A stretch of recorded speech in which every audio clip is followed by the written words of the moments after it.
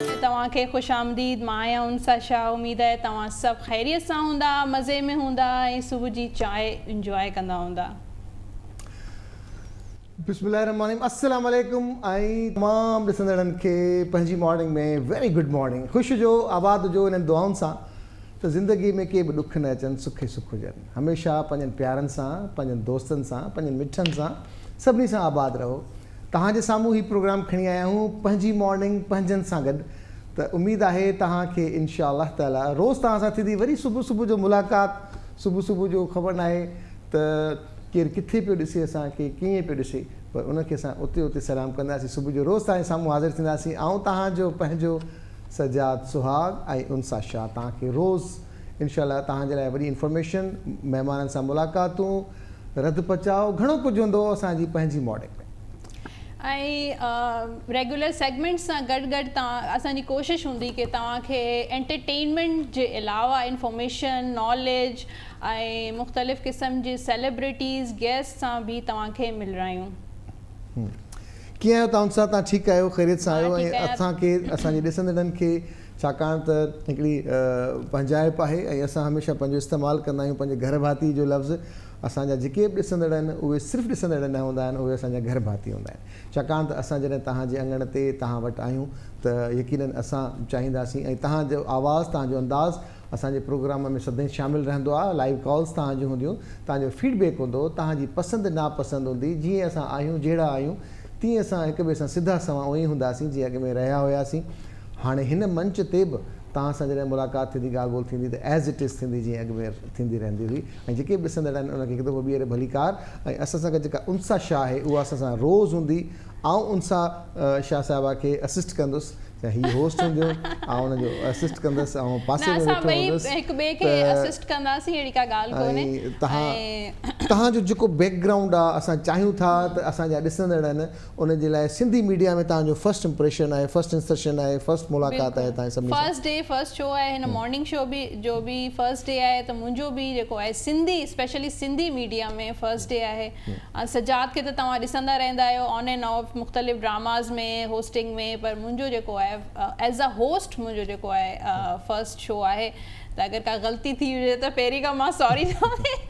ऐं इंसान खे जॾहिं बि का ग़लती थिए त माण्हू खे पहिरीं माज़रत करणु घुरिजे अॻियां वधी। ऐं कुझु हाणे माना तव्हां टॉप गियर ते आहियो, तव्हां अॻ में माफ़ी वठी छॾी, मां पहिरियों दफ़ो आहियां, ग़लती थिए त मूंखे माफ़ु करे छॾियो। त हाणे तव्हां स्टार्ट में ई तव्हां माना पंहिंजे लाइ तव्हां पंहिंजो रस्तो क्लियर करे छॾियो बाबा। जीअं जेके ख़बर हुजे कि ग़लती जीअं ड्राइवर्स जेके हूंदा आहिनि उहे लर्नर्स लिखी छॾींदा आहिनि पंहिंजी गाॾीअ पुठियां। जेके गाॾी लॻी वञे, पासो ॾियां न ॾियां मुंहिंजी मर्ज़ी आहे, मूं लिखी छॾिया बाबा लर्नर आहियां मां। सो तव्हां लर्नर त न आहियो, तव्हां एक्सपर्ट आहियो। ऐं उनसा शाह साहिबा जे हवाले सां ज़रूरु ॿुधाईंदा हलूं तव्हांखे त ही पंहिंजे फील्ड में एक्सपर्ट आहिनि। हिननि जा केतिरा ई फॉलोवर्स आहिनि। ही जेके पंहिंजी एक्सपर्टी चइजे या पंहिंजो प्रोफेशन चइजे हिननि जो, त ही टैरो कार्ड रीडर आहिनि जेके असांखे ॿुधाईंदा आहिनि त तव्हांजा सितारा कीअं थींदा, तव्हांखे हिन माण्हू सां शादी करणु खपे न करणु खपे, कारोबार करणु खपे न खपे, इवन ॻाल्हाइणु खपे न खपे, उहो बि असां पुछंदासीं। त मां हिननि खे चयो त तव्हांजे हुजण जो जेको असांखे फ़ाइदो मिलंदो उहो मिलंदो। त रोज़ानी तव्हां खां पुछंदासीं। त एक्चुअली मुंहिंजी आदत आहे, तव्हां थिंग्स टू डू लिखंदा आहियां ऐं तव्हां खां पुछंदुसि त हे हिन कम में वञा न वञा, थींदो न थींदो, त उहो लॻे थो टेरो कार्ड्स ते मां तव्हांखे बि गाइड कंदसि। ऐं जेके नाज़रीन असांजा जेके ॾिसनि पिया उन्हनि खे बि डेली तव्हांखे अपडेट ॾींदसि कि तव्हांजो जेके तमामु ज़ोडिएक साइंस आहिनि, एरीज़ खां वठी पाइसिस, जंहिंजो जेको बि स्टार आहे उनजे हिसाब सां तव्हांजो ॾींहुं पूरो या पूरो हफ़्तो या तव्हांजो पूरो साल कीअं गुज़रंदो। ऐं गाइडेंस बि ॾींदसि कि तव्हांखे कहिड़ियुनि कहिड़ियुनि शयुनि में लाइफ में अचीव करण लाइ तव्हांजा जेके गोल्स आहिनि, जेके तव्हांजा मक़सद आहिनि, उहे तव्हांखे कीअं हासिलु थी सघनि था, उन जे बारे में बि मां हेल्प कंदसि तव्हांजी। जी दोस्तो, उन सां गॾोगॾु तव्हांखे ॿुधाए लॻंदो अॼु 7 अप्रैल 2021 आहे, मतिलबु 7 अप्रैल 2021। ऐं अॼोके ॾींहं खे दुनिया में ख़ासि तौर ते 7 अप्रैल खे वर्ल्ड हेल्थ डे जे हिसाब सां मल्हायो वेंदो आहे। ऐं सिहतमंद ज़िंदगी सभिनी जो हक़ बि आहे ऐं असांजो फ़र्ज़ु बि आहे त पंहिंजी सिहत जो ख़्यालु रखूं ऐं पाण सां गॾोगॾु ॿारनि जी ऐं उन खां अलावा जेके वॾड़ा आहिनि, जेके घर में ज़ईफ़ आहिनि, जेके घर में उमिरि रसीद आहिनि, उनजो बि असां ख़्यालु कयूं, छाकाणि त अॼु असांखे उहो यादि ॾियारायो वेंदो सॼो ॾींहुं, ख़ासि तौर ते मीडिया ते, मैसेजिस ते, सभिनी ते, त पंहिंजी सिहत जो ख़्यालु रखिणो आहे, एक्सरसाइज़ करणी आहे, वॉक करणी आहे, सुठो ॻाल्हाइणो आहे, सुठनि माण्हुनि सां मिलणो आहे, इहे सभु सिहत में शामिल आहिनि असांजी में। हेल्थ इज़ वेल्थ, बिल्कुलु सॼी हक़ीक़त आहे। हेल्थ आहे त पोइ ज़िंदगी जेका आहे सुकून सां गुज़रे थी, न त लाइफ जेका आहे ॿिया जेके मसइला पंहिंजी तरफ़, पर हेल्थ जेका आहे न उहा इम्पॉर्टेंट पार्ट हूंदो आहे ज़िंदगी जो। त पंहिंजी सिहत जो जेको इलाही तव्हांखे ख़्यालु रखिणो आहे, पंहिंजी सभिनी खां पहिरीं पंहिंजी सिहत जो तव्हां पंहिंजो ख़्यालु रखंदा त तव्हां पंहिंजा फैमिली मेंबर्स जे बारे में या आस पास जेके तव्हांजे घर वारा माण्हू आहिनि उन्हनि जे उन्हनि जो बि ख़्यालु तव्हां रखी सघो था। त वर्ल्ड हेल्थ डे आहे ऐं असांजो सभिनी जो मैसेज आहे की तव्हांखे पंहिंजो ख़्यालु रखिणो आहे, पंहिंजी सिहत जो ख़्यालु रखिणो आहे, ऐं तव्हांजे जेके इर्द गिर्द माण्हू आहिनि उन्हनि जो बि ख़्यालु, ऐं ख़ासि करे कोरोना जेको अॼुकल्ह कोविड जे करे जेको स्पेशल तव्हांखे प्रिकॉशन्स वठिणा आहिनि, मास्क वेयर करिणो आहे, सैनिटाइज़ करिणो आहे, हाइजीन जो ख़्यालु रखिणो आहे, पंहिंजी डाइट जो ख़्यालु रखिणो आहे, एक्सरसाइज़ जीअं सजाद ॿुधायो की डाइट ऐं एक्सरसाइज़ डेली रूटीन में रखिणो आहे तव्हांखे, एक्टिव यानी कि फिज़िकली एक्टिव तव्हांखे रहण जी इलाही ज़रूरी आहे। ज़रूरी न आहे तव्हां जिम वञो त ही एक्सरसाइज़ कयो, तव्हां वॉक करे सघो था, घर में तव्हांखे घर में जेके एक्टिविटीज़ थियनि थियूं, मतिलबु घर में ई तव्हांखे एक्टिव रहणो आहे, घर जे कमनि में एक्टिव रहणो। ज़रूरी कोन्हे सॼो जेको कमु आहे तव्हां मुलाज़िमनि ते रखे ज़रूरु कोशिशि करो की तव्हां पंहिंजा कमु पाण कयो। जी दोस्तो, अॼुकल्ह असां ॿुधोसीं त हीउ जेको कोरोना वायरस आहे गुज़िरियल साल खां वठी मथे में सूर बि पियल आहे ऐं घणो कुझु असां भोॻियूं पिया, एहतियात अलाए कॾहिं मास्क मां जान छुटंदी, हुन ॾाढो सुठो चयो त हींअर ही कोरोना बि हलियो वेंदो, असां ठीकु थी वेंदासीं, वैक्सीन बि थी वेंदी, पर हीउ केरु ॿुधाईंदो त जॾहिं कोरोना खां पोइ जॾहिं मास्क पाए पिया असांजा कन जॾहिं ॿाहिरि निकिरिया आहिनि इहे अंदरि थींदा त अलाह कंदो इन कननि खे पोइ अॻियां मटे सटे पोइ अंदरि कंदासीं जेका इन जी एक्चुअल पोज़ीशन आहे, पर उन में ख़्यालु करिणो आहे। ऐं अॼु वर्ल्ड हेल्थ डे ते ज़रूरु ॿुधाईंदा हलूं घर भातियुनि खे त चवनि था त इन सां मुक़ाबिलो करण जे लाइ ख़ासि तौर ते बीमारी इम्यून सिस्टम सुठो थियो, क़ुवत मुदाफ़ियत, माना जेके असां जे अंदरि में जेके सुठियूं सोचूं आहिनि न, सुठनि माण्हुनि सां मिलणु आहे, उहा बि क़ुवत मुदाफ़ियत वधाईंदी आहे। सच ॿुधाईंदा आहिनि, सच चवंदा आहिनि त उहे माण्हू ज़िंदगीअ में ॾाढा क़ीमती हूंदा आहिनि जॾहिं का परेशानी अचे, का तकलीफ़ अचे, का ख़ुशख़बरी ॿुधाइणी हुजे, को इनाम निकितो हुजे या का बि अहिड़ी ॻाल्हि जेका दिलि फ़ौरन चए कंहिंसां शेयर कयां, ऐं जॾहिं पहिरियों ख़्यालु उन माण्हूअ खे कॉल करण जो अचे, उन सां मशवरो करण जो हुजे, परेशानी ॿुधाइण जो या ख़ुशी महसूसु करण जो हुजे, त जेका पहिरीं कॉल असां जेके करण जी कोशिशि कंदा आहियूं न, उहो ज़िंदगी में ॾाढो इम्पॉर्टेंट माण्हू हूंदो आहे, उन जो ॾाढो ख़्यालु कजे असांजे पंहिंजे हिन में। असां फॉर ग्रांटेड वठंदा आहियूं ख़ासि तौर उन्हनि माण्हुनि जा, ख़ैरु आहे, पर जॾहिं मुसीबत पवंदी आहे त उन माण्हू जो ख़्यालु पहिरियां जॾहिं अंदरि वेंदो आहे त उन्हनि माण्हुनि सां ॻाल्हाइणु, टहक ॾियणु, कचहरी करणु, यकीन कयो क़ुवत मुदाफ़ियत हीअं ॾाका ॿधी मथे चढ़ी वेंदी आहे, पोइ को बि वायरस अॻियां न ईंदो उन क़ुवत मुदाफ़ियत जो मुक़ाबिलो करण जे लाइ, छाकाणि त उहा पंहिंजनि मां मिलंदी आहे, पंहिंजाइप सां मिलंदी आहे। ऐं असांजी मॉर्निंग तव्हांजी पंहिंजी मॉर्निंग आहे, जीअं असां चयोसीं त असां कोशिशि कंदासीं तव्हां सां असांजो जेको लाॻापो जुड़े सो पंहिंजनि वांगुरु हुजे। स्क्रीन ते असांजा खोड़ अहिड़ा घर भाती जेका असां कॾहिं ज़िंदगीअ में ॾिठो न आहे, या कॾहिं उन सां टेलीफोन ते डायरेक्ट ॻाल्हि ॿोल न थी हूंदी, पर घणनि सां असांजो राब्तो थींदो आहे, सोशल मीडिया ते, फेसबुक ते मिलियासीं, इंस्टाग्राम ते मिलियासीं, या ट्विटर ते मिलियासीं, या व्हाट्सएप ते को मैसेज अची वियो, किथां नंबर मिलियो या कीअं बि, पर इलाही सारा अहिड़ा हूंदा आहिनि जेके असां न सुञाणींदा आहियूं, पर जॾहिं जी कॉल ईंदी हुई असांजे प्रोग्राम में या ईंदी इंशाअल्लाह, त उन सां जेको वास्तो जुड़े थो उहो मुफ़ादनि खां हटी करे आहे, उहो पंहिंजाइप वारो जेको असांजो तालुक़ु जुड़े थो। त इन करे असां अॼु हिन प्रोग्राम खे सच पुछो त तव्हां सभिनी घर भातियुनि खे गॾु वठी करे हलण जो आहे, छाकाणि त असां तव्हांजे कॉल्स खां, तव्हांजे फीडबैक खां सवाइ असांजो प्रोग्राम कंहिं बि कम जो न आहे। असां खणी केतिरो बि ॻाल्हायूं, छा बि ॻाल्हायूं, पर जेसीं ताईं तव्हांजो फीडबैक न मिलंदो, तव्हांजी कॉल न ईंदी, तव्हांजो क्रिटिसाइज़ न ईंदो, छाकाणि त इहो ज़रूरी आहे, तनक़ीद बि ज़रूरी आहे, तनक़ीद इस्लाह जे लाइ हुजे, असांखे सुधारण जे लाइ हुजे, जेका ॻाल्हि दिलि में हुजे सा असां सां करे ॾिजो ऐं पंहिंजो सम्झी करे ऐं पंहिंजा ऐप में ई ॿुधाईंदो, छाकाणि त असांजी मॉर्निंग आहे ई पंहिंजी मॉर्निंग। त इन करे असां हमेशह वांगुरु अॼु बि तव्हांखे पंहिंजो प्लेटफॉर्म हाज़िर करे था ॾियूं त असांजो हीउ प्रोग्राम इंशाअल्लाह ताला एंटरटेनमेंट सां गॾु इंफोटेनमेंट ते हूंदो।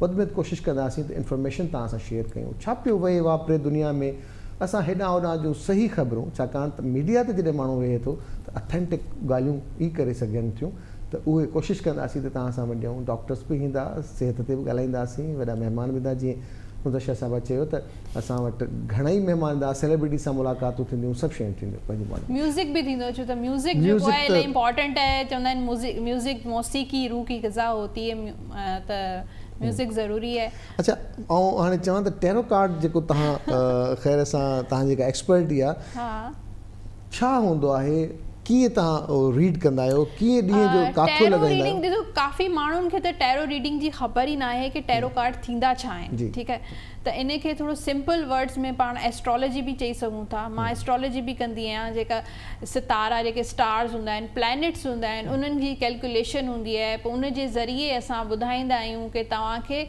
पंहिंजी ज़िंदगी में जो पॉज़िटिविटी कीअं जेको आहे करे सघूं था, ऐं लाइफ जा जेके प्रॉब्लम्स आहिनि, असांजूं जेके कुझु प्लैनेट्स वीक हूंदा आहिनि कुदरती तौर ते, नेचुरली अल्लाह जी तरफ़ां कुझु सितारनि जी जेका गर्दिश हूंदी आहे या वीकनेसिस हूंदी आहे, उनजी वजह सां असांजी ज़िंदगी में काफ़ी सारा इशूज़ थी वेंदा आहिनि ऐं असां जेके आहिनि उन्हनि इशूज़ में फासी वेंदा आहियूं। ख़बर कोन पवंदी आहे उन्हनि इशूज़ में, उन्हनि मसइलनि मां कीअं ॿाहिरि निकिरूं। त इहे मां उन जे तहत जेका एस्ट्रोलॉजर्स हूंदा आहिनि या टैरो रीडर्स हूंदा आहिनि, उहे ज़रूरी न आहे तव्हांजे फ्यूचर जे बारे में ॿुधाइनि, प्रिडिक्शन ॾियनि कि तव्हांजे अॻियां फ्यूचर में ही थींदो, जंहिंखे नेगेटिव माण्हू बि वठी वेंदा आहिनि कि न असांजे मज़हब में इहा शइ जाइज़ न आहे। त तव्हां एस्ट्रोलॉजी हुजे, पामिस्ट्री हुजे या टैरो रीडिंग हुजे, हथ ॾिसंदा आहिनि, जेके हथ जूं लकीरूं ॾिसंदा आहिनि, त उनखे तव्हां एज़ अ गाइडेंस तव्हां वठो कि तव्हांखे ज़िंदगी में छा कीअं इन, जीअं फॉर एग्ज़ाम्पल मतिलबु मिसाल अगरि ॾिजे कि तव्हांजी नौकिरी जो इशू आहे, त काफ़ी अरसे खां तव्हां जॉबलेस आहियो, या शादी जा इशूज़ आहिनि, शादी न पई थिए, या अगरि शादीशुदा आहियो बि तॾहिं बि इशूज़ आहिनि, तव्हांजी जेका ज़ाल मुड़ुस या मतिलबु इज़दवाजी ज़िंदगी जा जेका तव्हांजी लाइफ आहे उहा सुठी न पई गुज़रे, छो न पई, हुनजो रीज़न तव्हांखे पहिरीं त ख़बर हुअणु घुरिजे कि उहा शइ थिए छो कोन पई। असल में कुझु वीकनेसिस हूंदा आहिनि, तव्हांजी पंहिंजी कोताही बि हूंदी आहे, उनजे असां गाइडेंस, मां गाइडेंस ॾींदी आहियां कि तव्हां पंहिंजी ज़िंदगी खे बहितर कीअं करे सघो था, पंहिंजी लाइफ खे कीअं पॉज़िटिव चेंजिस कीअं करे सघो था। उनजा मुख़्तलिफ़ जीअं टैरो रीडर, टैरो कार्ड्स हूंदा आहिनि, मां तव्हांखे अॻियां ॾेखारींदसि कार्ड्स बि। न तव्हां जेकॾहिं तव्हांजा कार्ड्स वेझे पिया आहिनि, बल्कि मां सम्झां थो न साइड टेबल ते आहिनि, त तव्हां थोरो अॼु सम्झायो ताकी अॼु असांजो पहिरियों प्रोग्राम आहे, त जेके असांजा घर भाती ॾिसंदड़ आहिनि उहे पंहिंजो हाल बि पुछी सघनि था, ऐं पोइ सिर्फ़ु कॉल इहा हूंदी अदा सजा उनसां सां ॻाल्हाइणो आहे, त मां सिर्फ़ु एतिरो हूंदुसि त जी ॻाल्हायो। बिल्कुलु, ईअं ई थींदो मूंखे जेको लाइव कॉल्स जे ज़रिए तव्हां ॿुधाईंदा तव्हां पंहिंजा प्रॉब्लम्स, तव्हांजा इशूज़ जेके बि आहिनि, तव्हां जेको आहे शेयर करणु चाहियो था उहे शेयर कजो। मां उनजो जवाबु टैरो कार्ड्स जे ज़रिए, एस्ट्रोलॉजी जे ज़रिए मां तव्हांखे बिल्कुलु जवाबु ॾींदसि। तव्हांजे स्टार जे बारे में जेके कॉल्स, ज़ाहिर आहे सभु माण्हू कॉल्स नथा करे सघनि, त उन्हनि जे स्टार जे तव्हांजी जेका डेट ऑफ बर्थ ऐं तारीख़ पैदाइश जेका आहे उन जे मुताबिक़ तव्हांखे गाइड कंदसि। ऐं हुन सां गॾु गॾु ॿुधाईंदा हलूं, जेसिताईं तव्हां कार्ड असांखे तव्हां शो करायो तेसीं ताईं आउं चाहींदुसि त असांजी स्क्रीन ते जेको हलंदड़ नंबर आहे उहो तव्हां नोट करे छॾियो, भित ते लिखी छॾियो, यादि करे छॾियो। मां बि यादि कंदुसि अॼु खां पोइ, मां बि चङी तरह यादि न कयो आहे, बहरहाल मां हथ ते लिखंदुसि या कार्ड ते लिखंदुसि या जिथे बि, पर यादि कंदासीं। रोज़ानी हुन नंबर ते तव्हां सां थींदी ॻाल्हि ॿोल, कचहरी थींदी, हाल अहिवाल थींदा, सवाल हूंदा। हिकिड़ी पाण शइ विसरी विया आहियूं, जी पाण जी शेफ, जी शेफ साहिबा ईंदियूं। सेगमेंट असांजो डेली जो कुकिंग थींदी, तव्हांखे मुख़्तलिफ़ जेको आहे न रेसिपीज़ शेयर कंदासीं, बल्कि लाइव कुकिंग ॾेखारींदासीं कि अॼु कहिड़ी शइ पचे पई। डिज़र्ट हूंदी, मेन कोर्स हूंदो, पर उहा ग़ाइबु आहे, कुक शेफ असांजी ग़ाइबु आहे। न ग़ाइबु उनजो सेगमेंट में टाइम थींदो त शेफ साहिबा बची वई आहे, मेकअप बि लॻे थो बिज़ी आहे, त उनखां असां सिखंदासीं त अॼु छा पई पचाए। ऐं तव्हां कार्ड्स जी ॻाल्हि कई सवेर, हा भले जी जी दोस्तो, कार्ड अचूं था, कार्ड ते वधीक ॻाल्हाईंदासीं, टेरो कार्ड्स ते ॻाल्हाईंदासीं, पंहिंजी साइंस ते ॻाल्हाईंदासीं, पर हींअर वक़्तु थियो आहे नंढे ब्रेक जो। मिलूं था नंढे ब्रेक खां पोइ। वेलकम बैक नाज़रीन, पंहिंजी मॉर्निंग में तव्हांखे वरी वेलकम कयूं था ऐं असांजो हाणे इलाही इम्पॉर्टेंट सेगमेंट कुकिंग जो, ऐं कुकिंग में असांजी ज़बरदस्त शेफ़ आहे, इलाही एक्सपीरियंस शेफ़ आहे, ऐं पेन ऐं कॉपी पेपर तव्हां पाण वटि रखो ताकी रेसिपी इंग्रेडिएंट्स नोट करे सघो। ऐं शेफ़ नसीम, अस्सलाम वालेकुम, गुड मॉर्निंग, कीअं आहियो तव्हां? अल्लाह जो शुक्र आहे, तव्हां कीअं आहियो? बस ठीक ठाक। पंहिंजी मॉर्निंग में तव्हांखे वेलकम। ऐं अॼु ॾींहुं छा ठाहींदा ॿुधायो? अॼु जो मिठे में परमेली कस्टर्ड। अच्छा, डायनेमैन चिकन जो ठाहींदा, चिकन बोनलेस जो ठाहींदा? चिकन बोनलेस जो। सही है। अस्सलाम वालेकुम अदीब, ठीकु आहियो? ख़ैरियत आहे? अदा ठीकु। हाणे छॾियो हिननि शयुनि खे, तव्हांजे बारे में मां ॿुधाईंदो हलां पंहिंजे घर भातियुनि खे। त अदी नसीम सां मुंहिंजी कल्ह जॾहिं मुलाक़ात थी त सची ॿुधायां त अदी नसीम पाण वॾी हिकिड़ी ज़बरदस्त शख़्सियत जी मालिक आहे, ॾाढी खिलणी, हसमुख, ख़ुशि मिज़ाज। ऐं अदी चए पई दादा मां कॾहिं टेलीविज़न ते न आई आहियां। मां चयो अदी असां वरी कहिड़ा ईंदा आहियूं टीवी ते, इहो बड़ी गॾिजी वेंदा आहियूं। चवंदा छा करिणो हूंदो? मां चयो ॾाढो सिंपल आहे, तव्हां बोर्ड ठाहींदो, असां बोर्ड हारींदासीं। सो तव्हांजी जेका तबियत आहे, जीअं आहियो न तव्हां उअं ई आहियो, असांजा घर भाती आहिनि, असांखे ॾिसनि था। ख़ुशि आहियो त बेटा? ठीकु न? ख़ैर तोसां कीअं वे? ठीकु वे? हा जी अदा ठीकु सर, ठीकु ठाक। अॼु के पे ठाहींदे वे इहो अलाए मिठा ठाहींदे पे चिकन? डायनेमैन चिकन। हा, सेली में वर्मिसेली कस्टर्ड ठाहींदे पे। घणी देरि लॻसी ठाहिण जो? 30 मिनट वर्मिसेली कस्टर्ड लॻसी। हा, डायनेमैन चिकन 30 मिनट हुई लॻसी। उहो बि तलाई लॻसी? हा, 30 मिनट 40-30 मिनट दे 30-40 मिनट। हाँ, तव्हांखे लाइव ठाहिणो हूंदो ईअं न की तव्हां घरां त कोन ठाही आया आहियो? न लाइव तव्हांखे इंग्रेडिएंट मां लिखायां थी। ॾिसो कैमरा कैप्चर, असांजो कैमरा जी जी न घरां जो त टाइम कोन्हे। मॉर्निंग में केरु सुबुह जो उथी सवेरे पचाईंदो एतिरी ॿ डिशेस? मूं चयो सुभाणे तव्हां पचाए फ्रीज़ करे खणी आया आहियो। फ्रेश आहे, ज़बरदस्त। अच्छा, खोड़ फैमिलीज़ में इहे आहिनि जेके असां वटि वर्किंग वुमेन्स आहिनि, उहे ख़ासि तौर ते फ्रीज़ कंदियूं आहिनि या सुबुह जो सवेर उथंदियूं आहिनि ताकी घर वारो अगरि देरि सां उथे थो, ॿार देरि सां उथनि था, या स्कूल अॼुकल्ह जीअं आहे हुननि खे जॉब ते वञिणो आहे, त पोइ सिर्फ़ु वेंदे टाटा बाय बाय करणु, बोर्ड ठाहे छॾियो आहे, मानी पचाए छॾी, मानी पई आहे, बोर्ड पई आहे, गरम करे ॿारनि खे ॾियां, ख़ुदा हाफ़िज़, टाटा बाय बाय। असांजी ख़ासियत आहे न की असां जेको आहे न घर में बि टाइम ॾियूं था, हाफ डन करे छॾंदा आहियूं, कम बि कयूं था। तव्हां वांगुरु थोरी आहियूं बसि अची वञूं मुंहुं धोई ऐं ऑफिस अची वञूं। दुनिया जा वॾे में वॾा शेफ जेके आहिनि उहे मर्द आहिनि, अल्हम्दुलिल्लाह। सो अॼु तव्हां छा था पचायो? डायनेमैन चिकन। हा, त उहो तव्हां कीअं पचायो था? शुरू कयो, असां तव्हांखे ॾिसूं, सिखूं। मां बि घर वञी इहो ई कमु कंदो आहियां। पहिरीं त असां हिन में किलो खीर आहे। अच्छा, हा, हिन खे बॉइल कंदासीं। ठीकु आहे, इहो मिठे जे लाइ? मिठे जे लाइ। पहिरीं तव्हां इंग्रेडिएंट्स ॿुधाए छॾियो, छा छा पवंदो? हा, किलो खीर आहे, हुन में 8 चमचा हिन जा शुगर जा। ठीकु आहे। हिन में वर्मिसेली जो सयूं चवंदा आहियूं पाण, सयूं चवंदा आहियूं, हा सयूं आहिनि, हा इहे आहिनि। हिन में थोरे से असां हिन खे फ्राई कंदासीं। ठीकु आहे। हुन जी बॉइलिंग ईंदो त असां हिन में पोइ खोयो विझंदासीं, कस्टर्ड एंड में कस्टर्ड विझंदासीं। 2 चमचा कस्टर्ड जा आहिनि, किलो में 2 चमचा कस्टर्ड बस। हा, नंढा फोटा आहिनि। ही हिननि जी रेसिपी आहे, सिंपल रेसिपी। दाल बेहतरी आहे न, हर कोई चवंदा आहिनि मां अलाए छा मिठो तयार। हर घर में मौजूद है, ये हर घर में मौजूद आहिनि। दिलि चाहे तव्हां फौरन ॿारनि जे लाइ त सेहतमंद लाइ सुठी आहे। ईद बि अचण वारी आहे त या शाम जे टाइम दिलि बि चाहींदो आहे रमज़ान में स्वीट मिठे में सयूं जो वही टिपिकल जेके हिन खे तव्हां किथे न किथे यूज़ करे सघो था। लाज़मी न सिर्फ़ु सयूं पचाए असां खायूं, सयुनि खे किथे न किथे यूज़ करे सघूं था। ठीकु आहे, तव्हांखे असांजी तरफ़ां ओके आहे, तव्हां शुरू कयो त असां आस्ते आस्ते सिखंदासीं। अलाह ख़ैर करे। हा हा, अञा अची वेंदी, बाहि ॿारण को मसइलो थोरी आहे।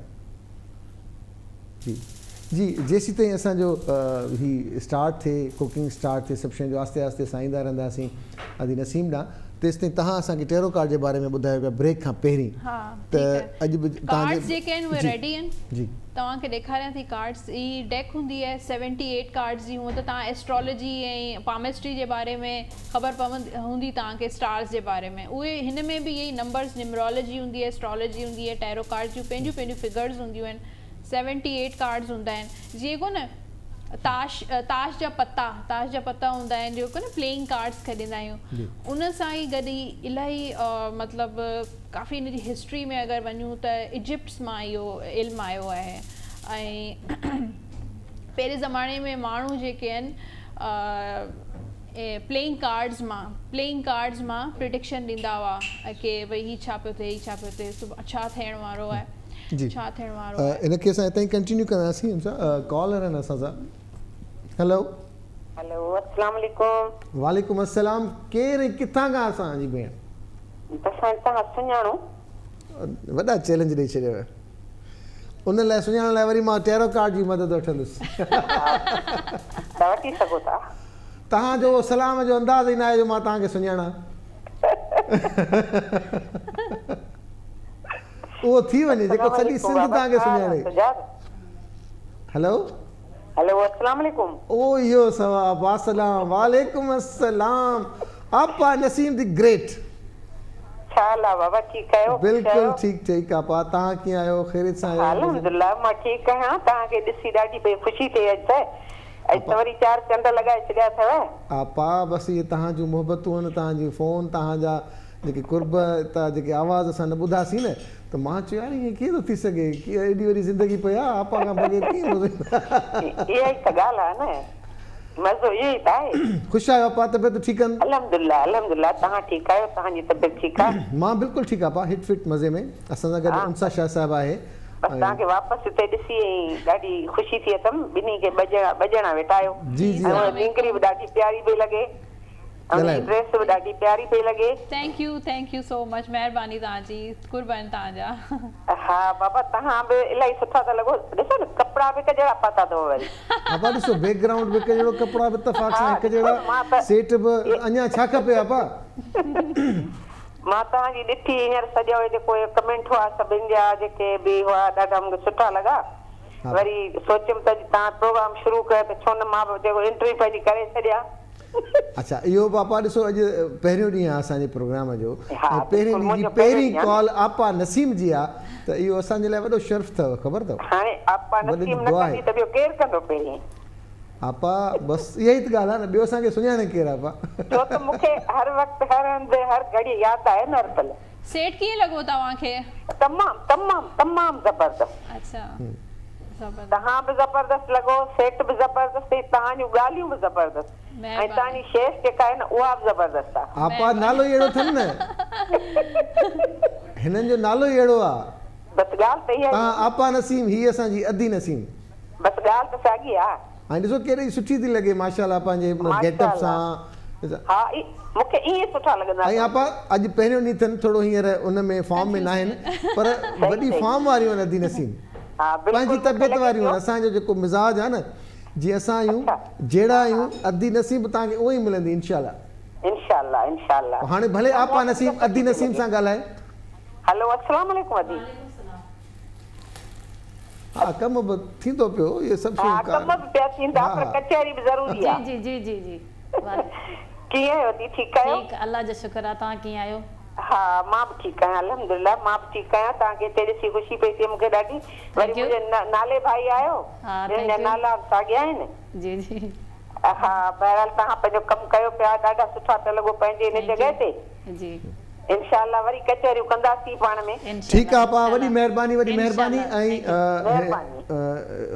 हाणे असां वटि नंबर बि तव्हांजी स्क्रीन ते ईंदो हूंदो तव्हां नंबर ते कॉल करे सघो था वॾी महिरबानी आहे पा ऐं मिलूं था नंढे ब्रेक खां पोइ भलीकार पंहिंजी मॉर्निंग में ऐं सभिनी घर भातियुनि खे हिकु दफ़ो ॿीहर दिलि जी गहराइनि सां भलीकार चवंदासीं ऐं ॾाढा ख़ुशनसीब हूंदा आहिनि उहे अंगण जिथे महिमान जो अचणु थींदो आहे माफ़ु कजो उहे बि चवंदा आहिनि त उहो घरु वसे जंहिंजे घर जी दर जी चौंठ घसे त अल्हम्दुलिल्लाह अॼु असांजे हिन मंच मां हितां जेके असांजा आवाज़ ऐं अंदाज़ तव्हांजे स्क्रीन ते तवसुत सां तव्हां ते ईंदा उन्हनि में यकीनन तव्हां महसूसु थींदो, छाकाणि त असां वटि एतिरियूं ज़बरदस्त सेलिब्रिटीज़ त ईंदियूं रहंदियूं आहिनि, पर अॼु असांजो पहिरियों ॾींहुं आहे। पहिरें ॾींहं जे हिसाब सां असां तव्हांखे इहो ॿुधाईंदा त वर्ल्ड हेल्थ डे आहे अॼु, सिहत जो आलमी ॾियारो, उन ते पाण ॻाल्हाईंदासीं।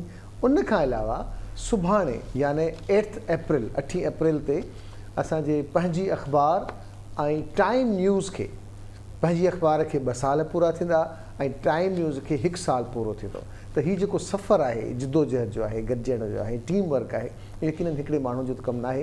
इन सां गॾु जॾहिं खोड़ माण्हू खोड़ ज़हन मथां जोड़नि था तॾहिं की इदारा ठहनि था, ऐं जॾहिं इदारा ठही वञनि था त पोइ असां हमेशह वांगुरु चवंदा आहियूं त पोइ उतां टैलेंट उभरणु शुरू थींदो आहे। सो हींअर असां सां गॾु हिकु त असांजी उहा सेलिब्रिटी जेके असां ॿुधणु, जेके असां पढ़णु ॾाढो सुठो फील कंदा आहियूं जॾहिं जॾहिं उन्हनि सां मुलाक़ात थींदी आहे, जिथे जिथे मुलाक़ात थींदी आहे, कुर्ब जी हिकिड़ी जेका उहा फील ईंदी आहे, उहा पंहिंजाइप जेका महसूसु थींदी आहे, उहे अंदरि मां जेके सची ॻाल्हि आहे चवंदा आहिनि त कंहिं कंहिं माण्हू सां जॾहिं मुलाक़ात थींदी आहे त कपिड़नि मां बि उहा ख़ुशी महसूसु थींदी आहे। असां सां गॾु तमामु वॾा शाइर, तमामु वॾा सोचींदड़, सिंध लाइ लोचींदड़ साईं अब्दुल गफ़ार तबस्सुम साहिबु असां सां गॾु आहे। साईं तव्हांखे भली कार चवंदा अथव, तबियत ठीकु आहे, अलाह तव्हांखे आबाद रखे। अब्दुल गफ़ार तबस्सुम साहिब सां गॾु असां सां गॾु डॉक्टर वेठा आहिनि, वर्ल्ड हेल्थ डे जे हिसाब सां जेकॾहिं पाण ॻाल्हायूं त डॉक्टर नदीमुद्दीन सिद्दीकी साहिब वेठा आहिनि। सर वेलकम कहते हैं आपको। Thank U. उन सां गॾो गॾु नौजवान पंहिंजे आवाज़ अंदाज़ सां, पंहिंजे टैलेंट सां भरपूर पैकेज में आहे असांजो पंहिंजो हमीर शेख। हमीर तव्हांखे भली कार चओ। वालेकुम अस्सलाम, कीअं तव्हां ठीकु आहियो? जी साईं खां शुरूआत कयूं था। साईं खे ॾाढनि ॾींहंनि खां पोइ असां ॾिठो आहे ऐं चश्मो ॾाढो सुठो थो लॻे, साईं स्मार्ट था लॻो माशाल्लाह चश्मे सां। मजबूरी आहे का न पर चश्मो सुठो थो लॻे साईं, मजबूरी नथा ॿुधायूं असां, तव्हांजी शख़्सियत ॾाढी सुठी थी लॻी। तव्हां ठीकु आहे, तबियत ठीकु आहे? किथे गुम हुया एतिरो वक़्तु, एतिरो अरसो तव्हां सिक लॻी असांखे तव्हांजी? मां हिते ई तव्हां वटि दिलि में त हमेशह रहियो। नाए नेण निहार त तो में देरो दोस्त जो। वाह साईं वाह। सो कुझु वक़्तु ॿाहिरि हुउसि, कुझु हिते, वरी तव्हां बि ऑफ आहे चैनल तां न। जी जी। तंहिंजे करे मुलाक़ात न थी सघी। मूंखे ॾाढी ख़ुशी थी again you are back at your proper place. किकी सां मुलाक़ात थी, अल्हम्दुलिल्लाह अल्हम्दुलिल्लाह। ऐं सालगिरह बि ॿुधायो था त उनजी बि मुबारकूं एडवांस सभिनी खे तव्हांखे। ऐं उमेदु कजे थी निहायत ख़ूबसूरत तरीक़े सां चओ त तव्हां वॾी ख़ुशी ॻाल्हि तजुर्बो आहे। अॻु में तजुर्बेकार जेको माण्हू हूंदो उहो पंहिंजे तजुर्बे मां गाइड कंदो आहे, ऐं तव्हां अल्हम्दुलिल्लाह तमामु ख़ुशी थिए थी मूंखे सभिनी सां मुखातिब आहियां तव्हांजे प्लेटफॉर्म तां। लख लाख बड़ी मेहरबानी साईं, बड़ी मेहरबानी, अल्लाह खुश रखे। डॉक्टर साहब आज कैसे हैं सर? ठीक है? आप तो भूल ही गए हमें। नहीं देखिए, आपने आज पहला दिन था, याद किया 1 घंटे पहले मुझे जी, और मैं आ गया। क्योंकि आपका होना हमारे लिए वैसे फ़ख्र भी होता है, क्योंकि आपके लिए मैंने यहाँ पे भी अर्ज़ किया आपके मतलब ऑफ द स्क्रीन के डॉक्टर साहब असांजा उहे डॉक्टर साहब आहिनि जिन जे लाइ असां हा मणी चवंदा आहियूं। त अॼु ॾींहं ते जंहिंखे पेशेंट खे असां डॉक्टर साहब ॾांहुं रेफर कयो आहे त उन ॾांहुं हमेशह गुड न्यूज़ ई आई आहे। स्किन उहो जेको इलाही इम्पोर्टेंट पार्ट हूंदो आहे, बिल्कुलु ख़ासि कर जेको आहे लेडीज़ फीमेल्स लाइ। अॼुकल्ह त उहा मेल बि इलाही ब्यूटी कॉन्शियस आहिनि। हा ब्यूटी ऐं मेल बि आहिनि अॼुकल्ह त। बिल्कुलु। कल्ह सजाद चवनि पिया की इलाही ज़रूरी आहे मुंहिंजी स्किन में न अहिड़ो ब्रांड न लॻे न। स्किन जेका आहे बिल्कुलु मांजी शख़्सियत जे लाइ ज़रूरी आहे, सेंसिटिव हूंदी आहे इलाही। बिल्कुलु। Skin 60% of the body is the dermatological problems on as a whole. So जेका स्किन फ्रेश थींदी आहे। उर्दू में बात कर सकते हैं? ना साईं ना मूंखे ईंदी आहे कोशिशि कंदा। पहिरियों दिन आहे स्किन जेका आहे न, जेकॾहिं ट्रॉमा थींदो, बर्न थींदो, छा थी बसि ख़ाली स्किन जड़ी हुई है न, बाय स्किन। तो पोइ छा थींदो, जेके इन्फेक्शन जरासीम वो स्किन ना है तो जिस्म में दाखिल थी। आपके कहने का मतलब है कि साफ सुथरा रहना चाहिए, साफ सुथरा। अगर आप इसको सही तरीके से मतलब अपने स्किन की कोशिश करें, मतलब ये एक बैरियर है ये रोकता है जरासीमों को। बिल्कुल जिस तरीके से कहना चाहिए कि आपके घर में आप जितनी अपनी मजबूत बाउंड्री वाल को बनाते हैं ताकि कोई चोर डाकू अंदर ना घुस सके, तो इसी तरीके से आपकी स्किन जो है फर्स्ट लाइन ऑफ डिफेंस जो है वो आपकी स्किन है। तो किस तरह के पेशेंट आपके पास आते हैं? देखिए हमारे पास फीमेल ज़्यादा आती हैं, बच्चों के ज़्यादा मसले हैं या मेल ज़्यादा हैं? ये दरअसल डिपेंड करता है, एक तो सीजनल होता है। मैं दरअसल अपने आप को डर्माटोलॉजी, क्योंकि हमने पढ़ी डर्माटोलॉजी है, कॉस्मेटोलॉजी में तो मतलब ये कि वो फैंसी ट्रीटमेंट में चला जाता है। हाँ जी, जरासीम ये होता है बीमारी, जल्दी बीमारी। अगर एक आदमी को शदीद खुजली है, शदीद उसको तकलीफ़ है, स्किन में आग लगी हुई है, जैसे कहना चाहिए कि बर्निंग हो रही है, या उसके जिस्म में जो है ख़ारिश हो रही है, या फोड़े फुंसियाँ निकल आएँ, दाद, मुख्तलिफ़ किस्म की जो जल्दी बीमारी, सोराइसिस, एक्जिमा वगैरह, तो वो बीमारियाँ ऐसी होती हैं कि बहुत तकलीफ़ दे होती हैं। अच्छा। आपके अगर जैसे कहना चाहिए कि बाल झड़ रहे हैं, या अगर ऐसे इनहेरिटेड भी तो होती हैं, बहुत सारी बीमारियाँ होती हैं, बहुत सारी स्किन की बीमारियाँ इनहेरिटेड होती हैं, तो हमारा काम ये होता है कि उनको डायग्नोस करें और डायग्नोस करके ट्रीट करें। इनहेरिटेड होती हैं वो क्या डायग्नोस हो सकती हैं? बिल्कुल, डायग्नोसिस तो ये शनाख्त है, तशखीस वो तो आपने कर दिया। अच्छा। कि जी ये फलाना है, इसको मतलब बहुत सारी, अब मैं अगर मेडिकल में लूँगा तो आम उसके सामने इनके समझ में नहीं आ गया क्या कह दिया।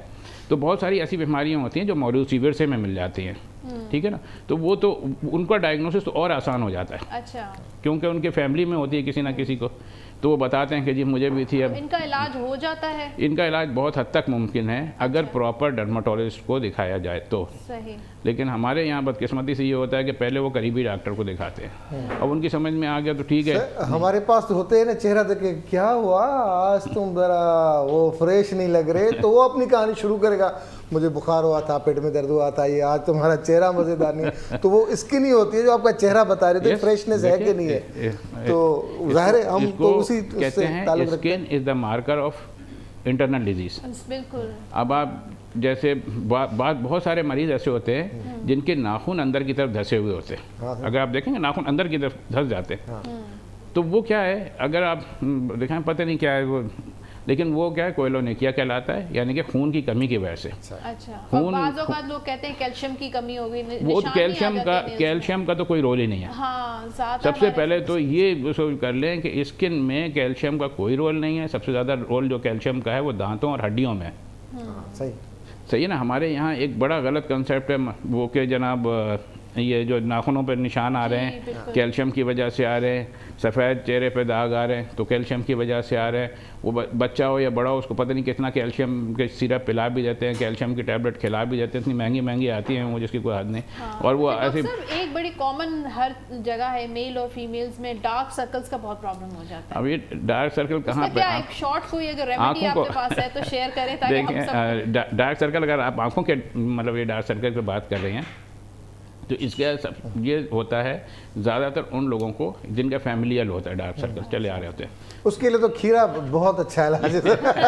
उधर आते हैं शेफ भी हमें बड़ी वो नज़रों से देख रही हैं कि भाई खीरे की बातें हो रही है, मेरे पास आ नहीं रहे। हमीर खां असां पुछंदा जी, हमीर कीअं रहियो सफ़र टाइम न्यूज़ ते, कीअं था महसूस कयो सुभाणे सालगिरह आहे?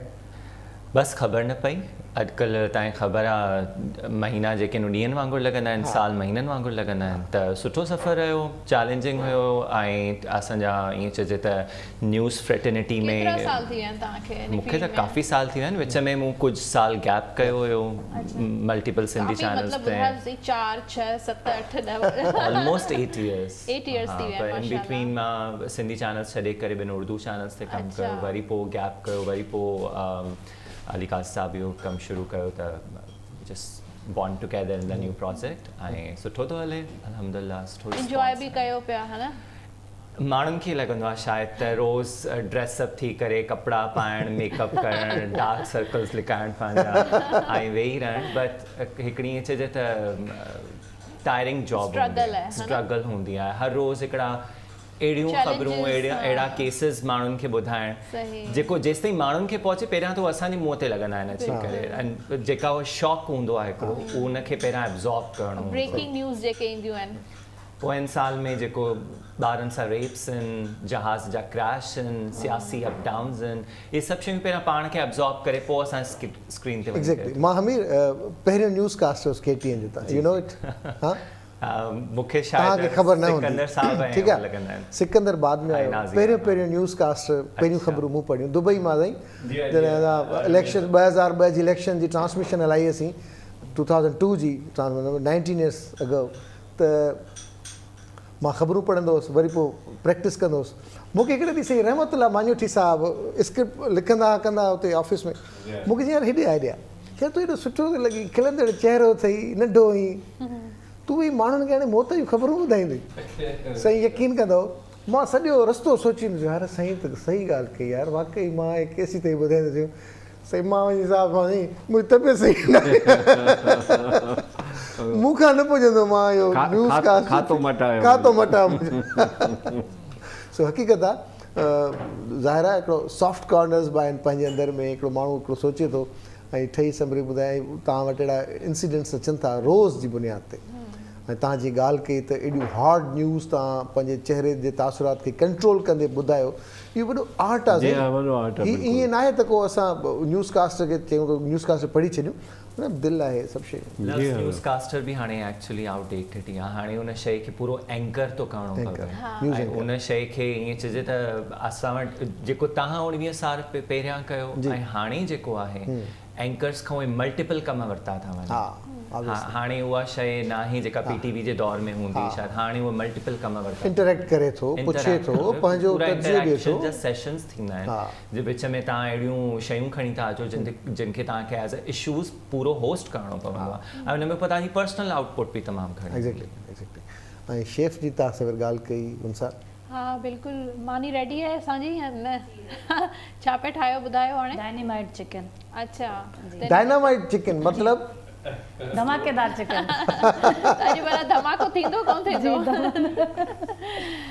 इंग्रेडिएंट्स शेयर कया इंग्रेडिएंट में 50 ग्राम चिकन आहे सही है सोया सॉस 2 चम्मच सही चिली सॉस 2 चम्मच सही रेड चिली 1 चम्मच टी स्पून सही वो टेबल स्पून ही टी स्पून ब्लैक पेपर कारा मिर्च टी स्पून सही मैदो 3 table spoon 2 cornflour table spoon अच्छा पोइ 2 अंडा इनमें मिक्स करे असां मैरिनेट उहे त 30 मिनट भी रखे सघो था या 40 मिनट दी जो टाइम हुजे था असां वटि टाइम एतिरो कोन मैरिनेशन हूंदी आहे असां 15 मिनट कयो आहे इनखे सही पोइ उनखां मैरिनेट करे पोइ असां इन जो विथ सॉस मायोनीज़ जो सॉस ठाहियो आहे अच्छा इनमें सोया सॉस विधो आहे ठीक है chilli sauce ketchup black pepper में टी स्पून सभई अच्छा हाणे छा कंदा भला नेक्स्ट हाणे इनमें डीप फ्राई कंदसि डीप फ्राई कंदा जी ठीक है डीप फ्राई करे पोइ सर्व रेडी सर्व कंदा ठीक है ऐं तव्हांजी जेका डिज़र्ट आहे उहा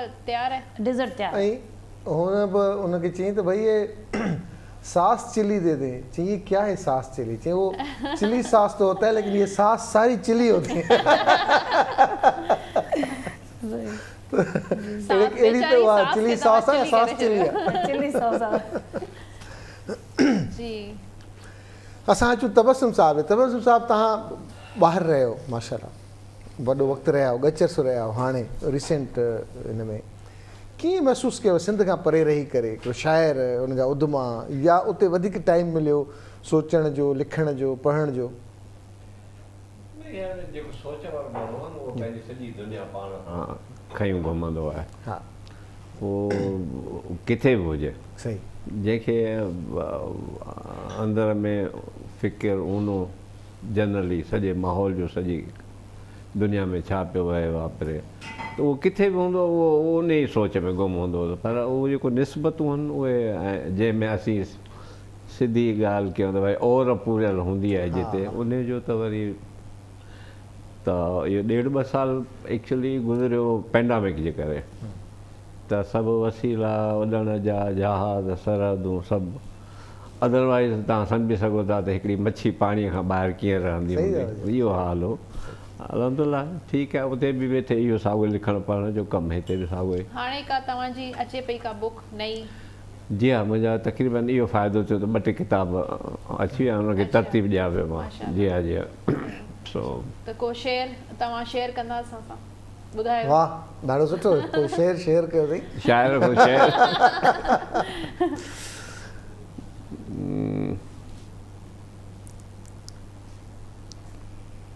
यादगिरी मुंहिंजी अहिड़ी ख़राबु थी वई आहे अच्छा जो मां ॿुधाए नथो सघां।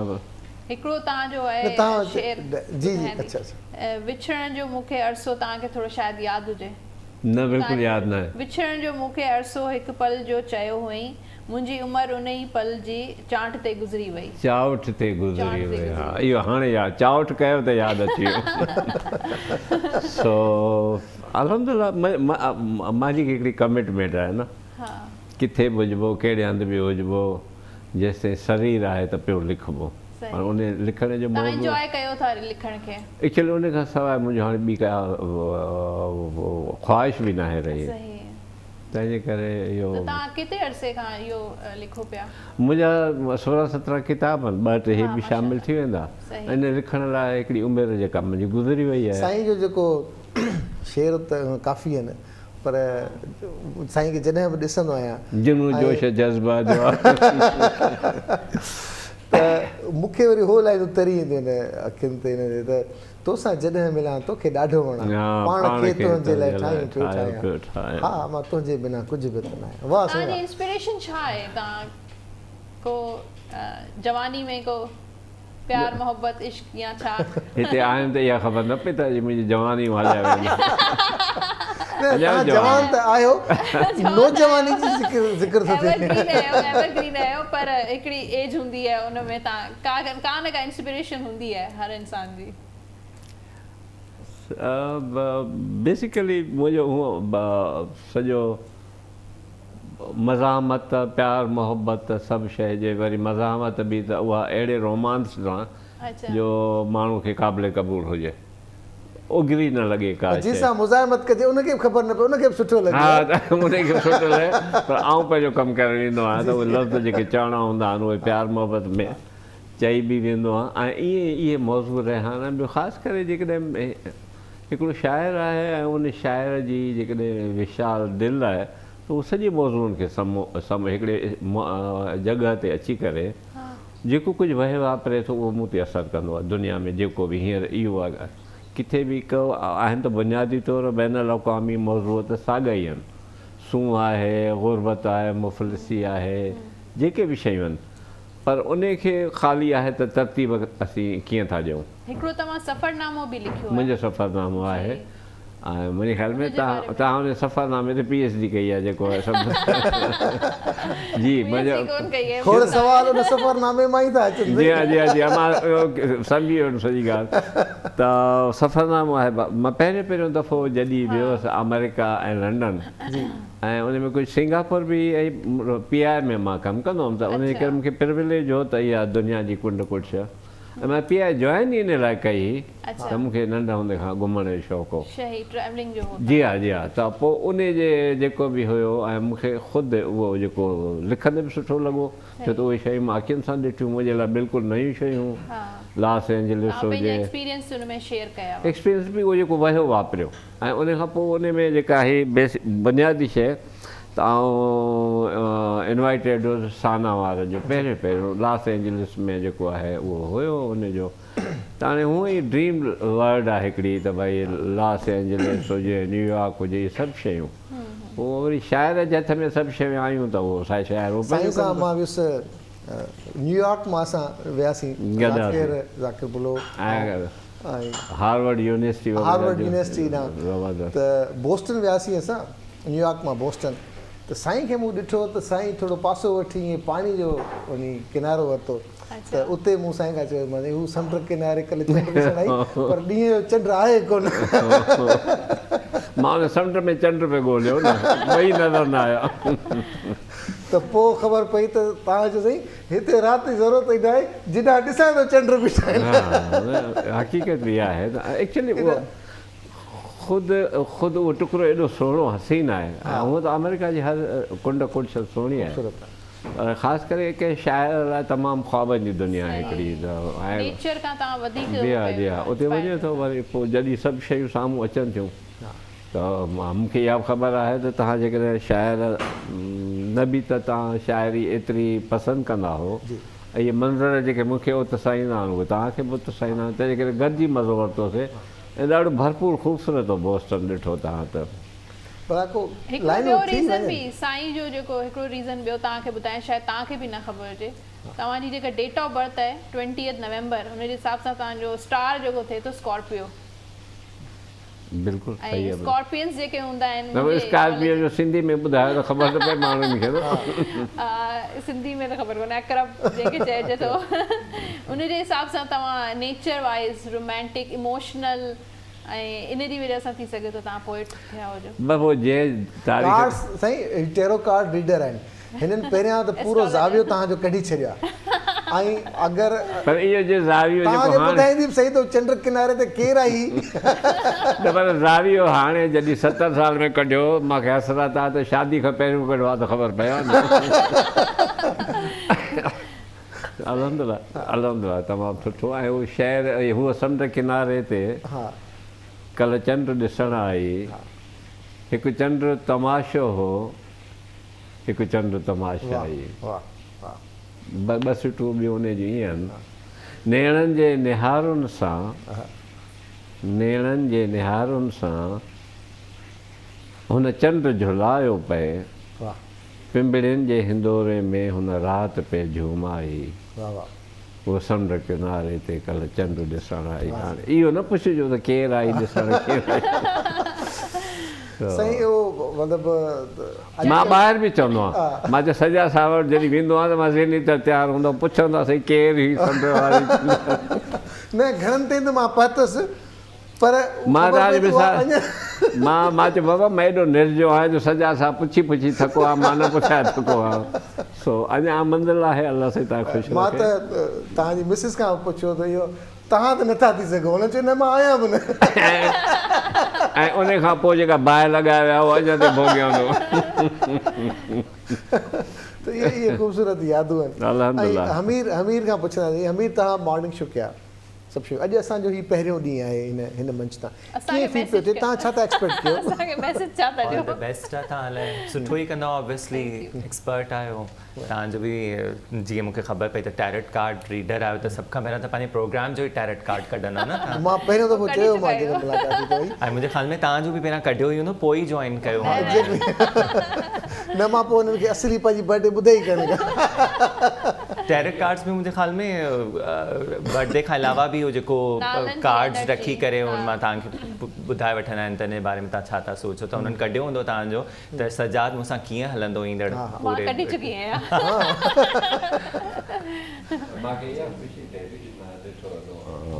नालो छा ॿुधायो यंगेस्ट वारो न्यूज़ कास्टर आहे मुंहिंजे ख़्याल में मां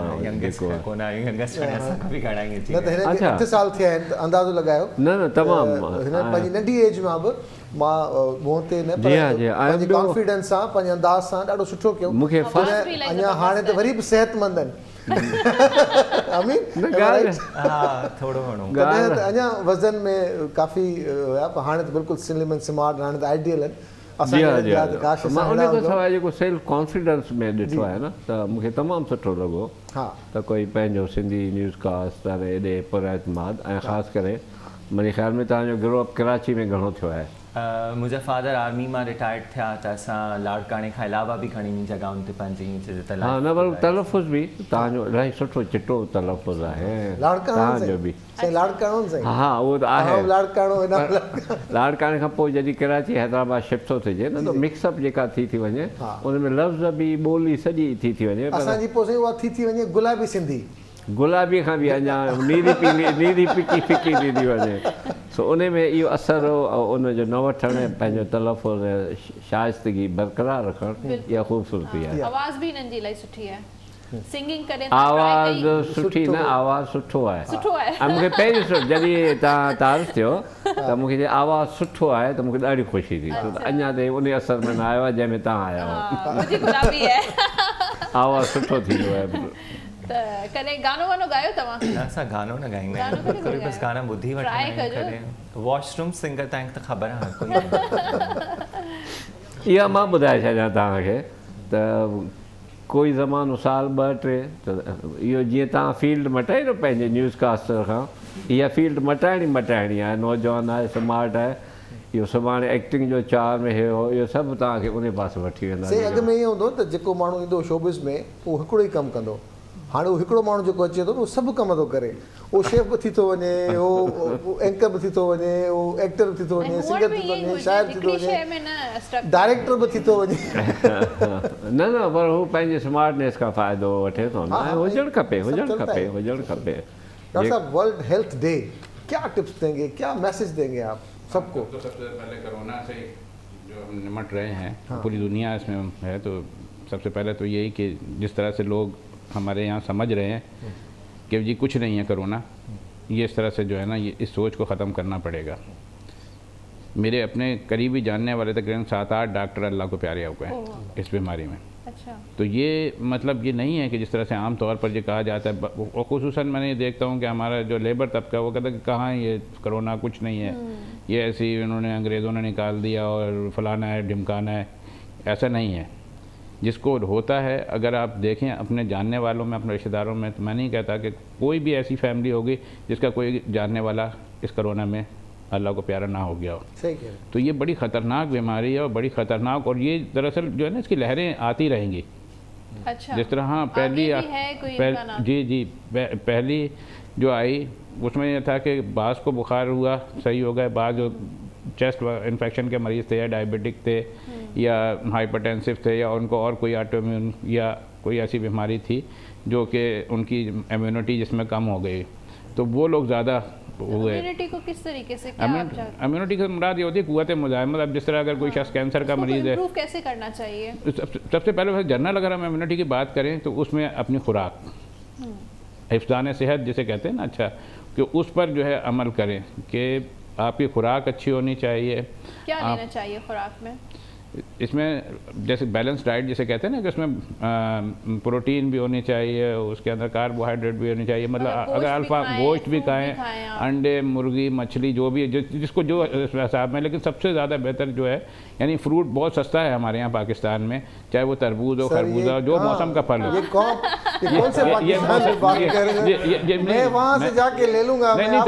नहीं, मैं आपको ये बता रहा हूँ, तरबूज खरबूजा तो अभी तो सस्ता है ना हमारे यहाँ, जो मौसम सर वो ला रहे होंगे आपके पास, सर हम आपके लिए फीस नहीं है कि आप सेब या अनार या दूसरी चीज़ें, जो मौसम का फल मिलता है ना आपको सीजनल, हाँ वो मतलब अगर ये अभी भी बहुत सस्ते हैं। अगर आप जिस तरह तबस्सुम साहब बाहर रहे हैं, आप भी जाते थे, हम भी, ये भी, तो ये लोगों ने डॉलर से जोड़ के रखा है फ्रूट को, और ये बहुत महंगा है। हाँ, लेकिन वही ना कि अगर वहाँ तो एक सेब जो है वो $1 का आएगा या एक आम जो है वो $2 का आएगा, तो सर वो डॉलर में कमाते हैं, हम रुपीस में, हमारे लिए तो वो सेब अगर यहाँ से जाके हम लेंगे तो वो 170 का पड़ेगा। पाकिस्तान में अल्लाह का शुक्र है कि हमारे यहाँ फल जो हैं वो काफ़ी मतलब मुनासिब कीमत पर हैं। मैं ये नहीं कह रहा कोई फैंसी उसकी बात करें, आप सिर्फ तरबूज खरबूज जो मौसम का फल है कम से कम वो तो इंसान खा सकता है ना। महंगाई बहुत है, बेशक इसमें कोई वो नहीं है कि हर शख्स महंगाई का रोना रो रहा है। डॉक्टर साहब के पास मरीज ज़्यादा आ गए आजकल, ये मसला है। बहुत शुक्रिया, बहुत शुक्रिया। अच्छा, मुझे एक अच्छा हुआ कि डॉक्टर साहब ये जो कोरोना का जो है और प्लस पोल्यूशन का, इसका स्किन पे कैसे असर होता है? और पोल्यूशन का तो सबसे ज़्यादा वो तो रहेगा, जिस तरह गर्मी ज़्यादा होती है। नहीं, आजकल तो पोल्यूशन हद से ज़्यादा है ना। नहाना अगर हम सही तरीके से नहाएं, मतलब कम से कम दिन में 2 मरतबा, अच्छा, सुबह में भी और शाम में भी, तो समझें कि आपने तकरीबन 70-80% तक पोल्यूशन पर काबू पा लिया अपने जिस्म के हद तक। लेकिन टैंकर आता है 8-9 हज़ार का। हाँ, अब कोई आम आदमी वो बात करे जो आम आदमी अफोर्ड कर सकता हो। बिल्कुल आप सही कह रहे हैं। उसका भी ये होता है कि आपने हर घर में तकरीबन बोरिंग होती है, बोरिंग का पानी इस्तेमाल करते हैं ज़्यादातर जिनके घरों में पानी नहीं आता है, तो वो ये करें कि मीठा पानी जो है वो कहीं से 1-2 बाल्टी ला के उसे बड़ी बोतलों में कर लें, नहाएं आप बोरिंग से, आखिर में मीठा पानी डाल के अपने जिस्म को कंगाल लें। 1-2 बोतल जो है यानी 2-3 लीटर तो करे, वो भी 50-60 रुपए की आएगी। नहीं, बहुत शुक्रिया sir.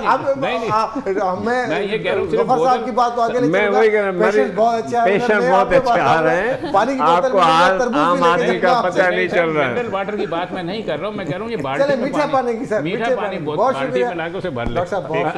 Thank you very much Hamir, thank you very much. आखिर में तव्हांजो गानो आहे, शायद लाइन अप कयो अथनि। अच्छा, ऐं हलूं था असां शेफ वटि। साईं पाण ॿुधाईंदा। अच्छा, साईं पाण ॿुधाईंदा।